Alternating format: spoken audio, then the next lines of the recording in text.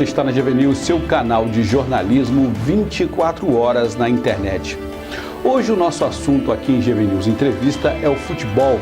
A gente vai conversar com o professor Guilherme Filgueiras de Carvalho sobre o futebol mundial. Ele está realizando uma pesquisa que compara o futebol capixaba com o futebol brasileiro e o futebol que é praticado em todo o mundo.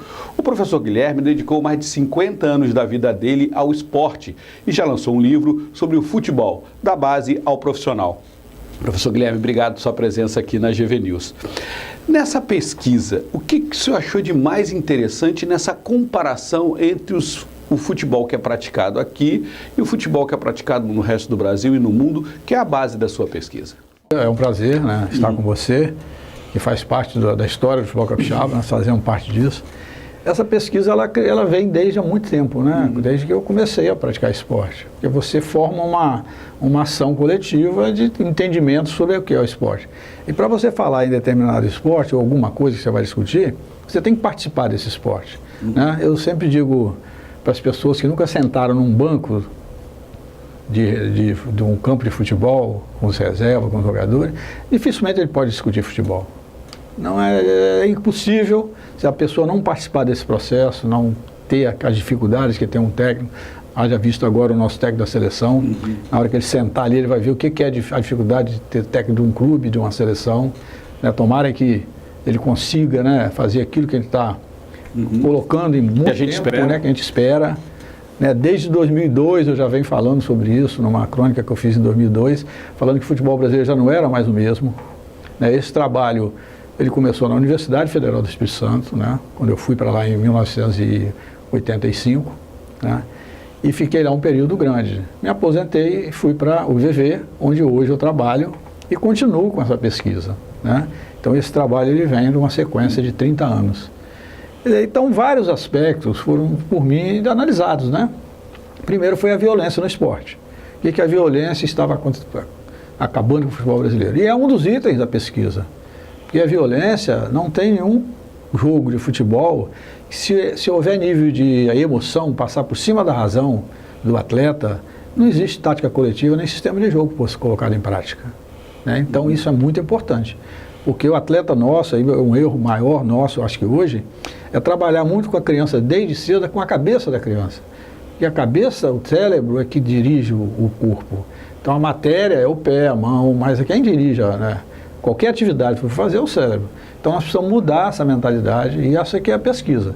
Então nós fomos analisando, vendo jogos, eu tenho hoje gravado no meu notebook, na minha sala lá, jogos de todos os níveis, de todas as seleções, programas da Europa que falavam sobre isso. Quer dizer, então é um vasto material do esporte capixaba. Hoje talvez o maior arquivo do esporte capixaba seja na UVV, né, sobre a história do futebol, tem todo o material do futebol lá. Esse material está à disposição de qualquer desportista do Espírito Santo, que é ligado ao futebol, ou qualquer esporte, de lá conhecer esse material. E se conhecendo o passado, a gente pode analisar no presente para melhorar o futuro. Mas como é que essa pesquisa está sendo feita? Como é que o senhor tem feito essa análise? O senhor tem ido aos jogos? A pesquisa ela trabalha em vários aspectos. Primeiro são os chutões que os goleiros e os zagueiros e demais jogadores dão durante uma partida de futebol. A partir disso aí, nasce uma outra ação. Por que a grande quantidade de laterais no futebol brasileiro? Quer dizer, quando você às vezes assiste um jogo, ninguém presta atenção nisso. Mas se um jogo ele tem muita lateral, é porque ele é um jogo ruim. Porque a bola não vai para o gol, ela vai para a lateral. Então é um jogo diferente, não tem objetivo nenhum, isso não faz parte do futebol, a lateral. Quem faz a lateral é o jogador que joga a bola para fora. A partir daí surgem as faltas. E as faltas, elas são fundamentais. Por quê? Porque as contusões estão acontecendo permanentemente no futebol brasileiro quando o goleiro, quando o zagueiro dá um chutão sem direção. Porque essa bola não é direcionada a um atleta. Ela é jogada sem conhecimento de ninguém. E aí vai ter uma disputa. E nessa hora surgem as faltas, surgem as contusões. E aumentando o número de faltas, aumenta também, diminui também a qualidade técnica do nosso atleta. Porque se ele não consegue, dos 90 minutos, jogar 75 minutos com a bola em jogo, automaticamente, desde a criança, essa criança, esse jovem, esse atleta adulto não vai se desenvolver. Porque ele deixa de executar os fundamentos. Porque são coisas interessantes, discutidas, e pouca gente analisa dessa maneira.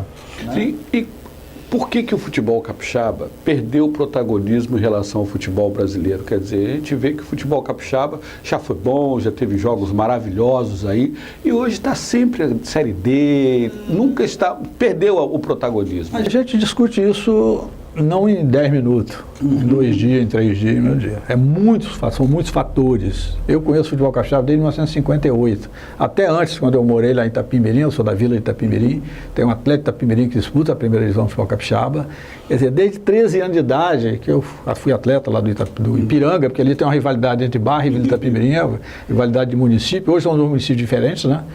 E ali eu comecei minha vida esportiva. Então, a partir dali eu vim para Vitória. Então, eu já assisti jogos do Rio Branco, com a seleção capixaba, jogando com a seleção mineira, goiana, baiana, de igual para igual, São Paulo, craques do futebol capixaba. Por quê? Naquela época, os pais não deixavam o filho sair fácil de casa. Então, os atletas se mantinham, na maioria das vezes, nos seus lugares de moradia. Não iam embora. Poucos atletas foram nós embora, e muitos poderiam ter ido, não foram por causa disso. Então, é um fator. Aí vem também perto muito grande, o Rio, São Paulo, Minas, Bahia, a instituição está junto desse grupo muito forte. Então, é uma concorrência muito forte. E aí algumas coisas também que foram feitas através de políticos que entraram no futebol, não estavam preocupados com o futebol, acabando com o futebol capixaba. O público é pequeno, porque a população é pequena, quer dizer, você tem que ter renda, tem que ter nome para fazer isso, né? Você vê um clube como o Flamengo, tem não sei quantos mil sócios, o Rio Branco tem poucos, então é difícil. Então, o descrédito do futebol capixaba, ele tem que ser discutido de uma maneira mais ampla, né? Eu até tinha proposto que a gente criasse no município, no estado, um dia do futebol, para que a gente, nesse dia, de 8 horas da manhã às 10 horas da noite, a gente discutisse o futebol a partir de agora, e o ano que vem discutisse o que foi feito, o que não deu certo, o que pode ser mudado. Quer dizer, seria um dia só disso. Entendeu? A federação podia encampar isso também. Tecnicamente, a gente então perdeu os jogadores e fora das 4 linhas a gente perdeu o rumo. Porque aconteceu o seguinte, as grandes competições brasileiras das categorias de base, eles vêm para cá e levam nossos melhores atletas. O garoto nem passa pelo nosso clube profissional. Isso é um grande erro, né? Tem outros fatores também interessantes. Na Copa São Paulo, por exemplo, se você vê hoje, são 104 clubes, mistura amador com profissional, clube de empresa com clube de rua. Quer dizer, o esporte de alto rendimento, e qualquer nível de esporte de alto rendimento com a Copa São Paulo, tem que ser equilíbrio. Não adianta vir um time lá de Roraima e perder de 10-0 do São Paulo na primeira fase. Então isso não vale nada. A primeira fase da Copa São Paulo é só para manter os grandes na outra fase. Às vezes aparece um ou outro lá que vem e ganha um jogo ou outro. Mas isso é difícil. Então essa desigualdade no esporte de competição, ele acaba com o esporte. Eu já vi isso no basquete americano, que termina 3 pontos, 4 pontos, 5 pontos, 10 pontos, que no basquete americano não é nada. 10 pontos você tira em 30 segundos. 3 cestas de 3 pontos. 3 pontos, acabou. Então a igualdade no esporte, ela é fundamental para que isso aconteça. Também nessa comparação, então, a gente vê por que o futebol europeu é bom, porque qualquer time, mesmo fraco no futebol espanhol, joga de igual para igual com o Barcelona e com o Real Madrid. E aí, interessante, você falou. Todos os jogos, eu não posso fazer futebol pelo Barcelona e pelo Real Madrid. Eu tenho que fazer futebol pelo mundo. Então esses 2 times são a nata do esporte. Ser técnico desse time é muito fácil. Ele vai para campo, bota os caras para jogar e não vão dar chutão, não vão jogar bola para trás, porque a característica dele, a qualidade dele já é grande. Agora, você vê no futebol mundial que eu assisti, de todas as categorias, de todos os times ruins, eles jogam com a mesma filosofia. É jogar para frente. A Argentina ontem ganhou dos Estados Unidos, mas ela jogou para ganhar o jogo, não fica enrolando, porque os Estados Unidos não joga a bola fora, né? Basquete, eles consideravam o esporte, o futebol atrasado, porque joga a bola fora e vai correr atrás daqui que jogou para fora. Né? Então essa característica parte por esse trabalho. O que os chutões aí, né, acontece no futebol brasileiro? A média hoje, entre goleiro e zagueiro, são 50 chutões por jogo. 50? 50, na média. Isso significa rifar a bola? Rifar a bola 50 vezes sem direção. E aí acontece vários problemas. Acontece o aumento das laterais, aumento das faltas. E aí a qualidade técnica vai embora. Tanto que o Audax mostrou isso agora com um time sem expressão, com jogadores desconhecidos, e foi ao vice-campeão paulista, jogando com o Santos em casa, jogando com o Palmeiras, gol do São Paulo, mostrando um futebol diferente, que é o que nós queremos. É uma campanha nacional contra os chutões no futebol brasileiro. Porque eu não acredito em mais nenhuma ação que se não seja essa, para a gente começar desde a base, desde a criança, ensinar o que é pé direito, pé esquerdo, equilíbrio, objetividade, quando atrasar, como atrasar, por que atrasar. Professor, e qual é a culpa dos nossos técnicos medalhões nisso? Quer dizer, nós temos vários técnicos que são medalhões, pulam do clube A para o clube B, para o clube C, nunca são... O futebol brasileiro ele depende de resultados, é diferente, a emoção do torcedor influencia muito nesse aspecto, porque o time começa a perder, o cara não quer saber. Porque ninguém consegue montar um time em 2 meses, 3 meses, para jogar coletivamente. Né? Os técnicos, os dirigentes, as coordenações técnicas são culpadas quando ela contrata um jogador num dia e bota para jogar no outro. Isso não existe no esporte coletivo, nem em dupla de vôlei de praia. Se nós dois formos jogar vôlei de praia, temos que treinar 6 meses para saber onde você vai, onde você vem, onde que você corre. Futebol é a mesma coisa. Então, quando um técnico aceita que um jogador como, estou falando em Muricy Ramalho, que foi lá no Peru jogar um jogo na eliminatória, viaja de avião particular para vir jogar em Brasília no dia seguinte, amigo, para mim não tem como a pessoa dizer que, poxa, eu não posso falar de Muricy Ramalho, né? Mas isso é uma colocação técnica, de conhecimento de causa e de experiência. Não se pode botar um jogador desse para jogar. Porque não vai jogar uma partida de 90 minutos. Viajou 15, 20 horas, vai para Brasília jogar num clima completamente diferente. Não vai jogar. Então, quando o técnico brasileiro aceita isso, quando o presidente contrata um jogador, aceita isso, quando o presidente senta lá na arquibancada e vê o goleiro dar chutão, o zagueiro dar chutão, e ele não direciona isso, porque isso é uma ação coletiva de uma equipe, não é de um técnico. Eles têm uma ação do clube, é a ação coletiva do clube, desde a base ao profissional. É jogar na mesma situação para você criar uma ação coletiva de amanhã, você ter bons jogadores. O que o senhor está dizendo é que o futebol brasileiro, tecnicamente, precisa parar de dar chutão. Desde a base, as crianças precisam ser ensinadas que rifar a bola é ruim. Que é a técnica e o jeito de jogar do Barcelona, quer dizer, o Guardiola. Fico com a bola, eu garanto que eu não tomo gol. Naturalmente. Quando eles atrasam a bola, o cara fala assim, mas você não deixa atrasar. Eu fui técnico do Caxias e do Serra e fiz essa experiência durante 23 jogos no Caxias e no Serra. Jogando dessa maneira, sem dar o chutão. Fomos vice-campeões capixabas sub-20. 2009, depois eu fui para o Serra, montei uma equipe para o Serra Sub-20, perdi, ganhei do mesmo jeito. Mas essa ação é uma ação que você faz durante o jogo, pô, né? Não adianta tentar fazer diferente, você tem que ir para lá fazer. E as pessoas acreditarem nisso, né? Um jogador só vai crescer porque o Brasil está perdendo os nossos jogos. O Brasil está perdendo os jogos das Copas do Mundo que nós participamos por erros técnicos dos nossos jogadores, não por eficiência do adversário. Todas as Copas, se você colocar isso, eu tenho isso gravado, a maioria dos gols que o Brasil sofreu na Copa do Mundo foi erro dos nossos jogadores, por não treinar durante o ano inteiro a sair dessa pressão, porque o Campeonato Brasileiro, o cara perde hoje e ganha amanhã, não tem problema. Agora, a Copa do Mundo, um erro é uma volta para casa, né? Porque são eliminatórias. Mas isso é uma mentalidade, né? É um trabalho de cabeça, como o senhor disse, de mudar a mentalidade do nosso jeito de jogar. A gente precisa se reinventar. Sim, aí você entra nessa parte de como fazer um treinamento para corrigir isso. Como é que você treina essa criança para que você, na hora do jogo, ela saiba a hora que ela vai dar um chutão. E não precisa dar chutão para longe para você jogar a bola para fora. Porque no embalo que você vai do chutão, você sai do campo. O jogador, o gandula já tem outra bola atrás e joga nas suas costas. Então é melhor você chegar devagar, dar um toquinho e voltar, pô. Qual o problema? Tem até que ter categoria para chutar a bola para fora. Você tem que ensinar o jogador. Ensinar a marcar com os 2 pés. Porque não tem como você jogar futebol hoje. O Messi é um grande craque, mas usa o pé direito, pouco mais usa. Tem jogador que só usa o pé só, acabou. A marcação em cima de um jogador desse é simples. É você encostar nele, ele só sai para um lado. O jogador técnico sai para qualquer lado. Pelé, Zico, Falcão, os grandes craques do futebol mundial, né, que jogavam com os 2 pés, eles saem em qualquer situação, pô. O jogador como o Sávio, o Denilson foram grandes jogadores, habilidosos ao extremo, mas tecnicamente muito fracos. Então fazia um gol espetacular e passava vários jogos, às vezes sem fazer, porque o cara inteligente fecha a marcação em cima dele, não dá espaço, ele não recebe a bola, ele não consegue jogar, pô. Começando hoje, em quanto tempo o senhor acha que a gente recupera o nosso futebol? Olha, nesse trabalho, a minha experiência é o seguinte, em 6 meses, se você começar a trabalhar com esses aspectos, diminuindo os chutões, a saída de bola obrigatória do goleiro, aí nós podíamos pegar agora a Copa de Santos e fazer um modelo. O que é o modelo? 23 anos sem ter participação na elite do futebol brasileiro. Poxa, Nós vamos continuar fazendo a mesma coisa? Ué, por que a gente nós não tentamos uma mudança? Porque piorar não vai, né? Não vai. Não vai, não tem que cuidar do fundo do poço.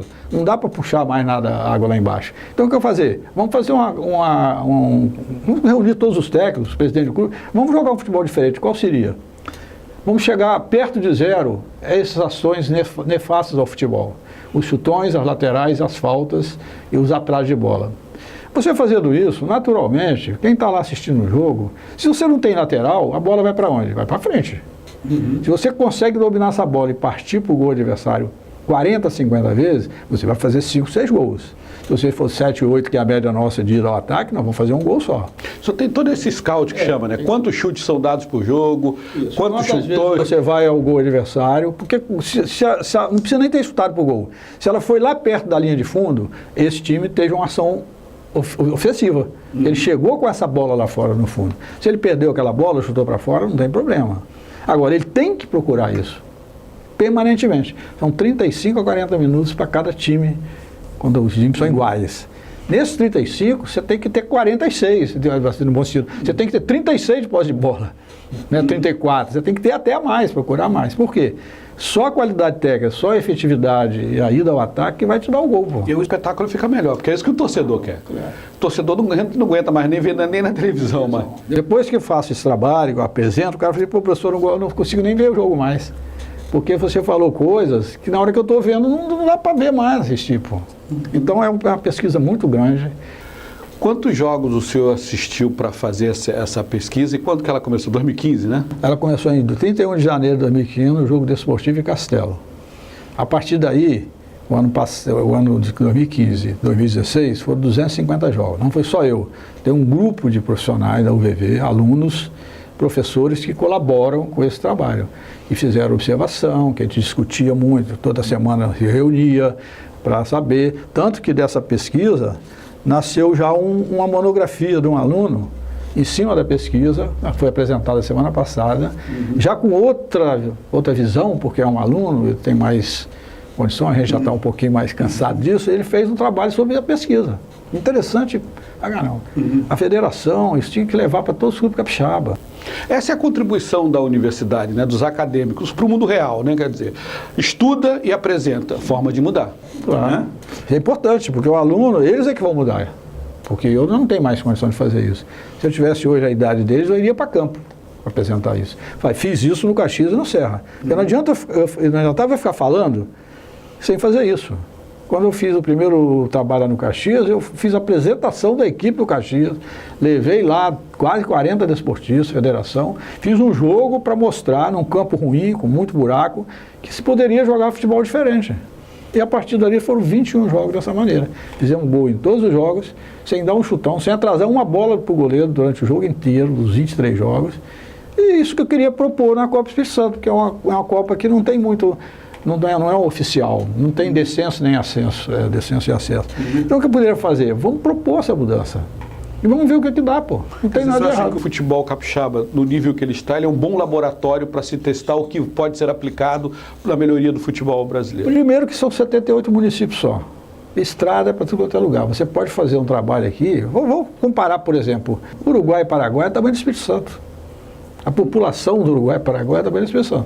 Como é que os caras conseguem jogar futebol em alto nível, uruguaio, Paraguai hoje, e a gente não consegue, poderia começar pelo Espírito Santo, nós temos 3.900.000 habitantes hoje. O Espírito Santo poderia ter um time tão bom como o Uruguai e Paraguai. Vamos lá assistir o que os caras estão fazendo, pega um avião aqui, vai lá. Mas o que vocês fazem, pô? Porque tem poucos times, a quantidade de atleta é muito menor, a qualidade não deve ser igual ao brasileiro, que tem essa facilidade. A atração do Brasil e da Europa é grande como... Tá lá, hoje está jogando a Argentina, jogou contra os Estados Unidos, está na final, o Brasil está fora. Colômbia, Peru, times que a gente ganhava de 5, 6, lá mesmo, em casa deles. Hoje aqui não perde em casa, não consegue ganhar em casa. Então é uma proposta assim, interessante, porque isso vai mexer com o futebol capixaba. Isso tem que passar pelo governo estadual, Secretaria do Esporte, tem vários núcleos de futebol, fazer uma mudança. A federação, que poderia encampar um trabalho desse. Infelizmente, a federação até me ajudou a fazer o livro, mas eu não tive assim, um retorno ainda. O professor, vem apresentar esse trabalho para a gente. Eu que tento sozinho. Fazer um seminário com os treinadores, apresentar o trabalho todo, para que como é que vocês jogarem em 2015. Se vocês jogarem de novo, vocês vão ficar no meu apoio. Tenho feito isso permanentemente, com muita dificuldade, mas eu faço, tenho procurado fazer. Agora mesmo eu vou procurar a federação para fazer isso. Chamar os técnicos, discutir, fazer esse dia do futebol, pô, pega um dia inteiro, traz um cara de fora bom, falar sobre psicologia, sobre cabeça. Não é jogar futebol não, porque futebol é o menos de menos. Todo mundo vai jogar, pô. Não é a quantidade que vai trazer a qualidade. Claro que a quantidade, com qualidade, você vai ter sucesso. A quantidade sem qualidade é zero. Não tem jeito. Não adianta jogar futebol, sabe? Professor, eu queria agradecer o senhor por essa conversa aqui, o trabalho que o senhor está fazendo, interessante, né? A gente não presta atenção né, que tem tanto lateral, tanto juntal. Só sabe que o jogo é ruim, né? Só se irrita. É isso. Porque a lateral, quando ela é batida, até bater a lateral você tem que saber. Por quê? Quando ela sai aqui, e se você bate essa lateral daqui, tem bola que não entra nem em jogo. Colado aqui, tem um zagueiro bom atrás de você e você só tem um pé. Você vai sair para onde? Para cá você não pode sair que você dá a bola de novo. Então a cada lateral batida criam 4 laterais. E a bola às vezes fica presa ali 1 minuto. Porque o cara não sabe bater uma lateral em diagonal para que o seu colega recebedor tenha amplitude de ação. O que é amplitude de ação? Driblar para a direita, driblar para a esquerda, você tem que ensinar ele a jogar com os 2 pés, para sair para os 2 lados, para o defensor não tomar a bola dele, e você ter 2 colegas seus que vêm pelas laterais e um que vai pelo centro, em cima dessa bola. Você faz uma jogada, hoje não tem feito muito isso. É o pivô. Nós não temos jogador de pivô mais hoje. Isso é fundamental. No ataque você tem um jogador que domine bem a bola, porque ele recebe ela de costas e o cara tem que abrir para o lado, e o jogador, isso é coletivo. Ok, mais uma vez obrigado pela aula. Eu que agradeço. Vamos rezar para as pessoas ouvirem, né? Porque fazer a mesma coisa esperando resultado diferente é maluquice, né? Isso todo mundo diz, né? Você repete a mesma ação, esperando uma coisa diferente. É interessante. O Brasil hoje está fazendo gols contra mais bonito que a favor.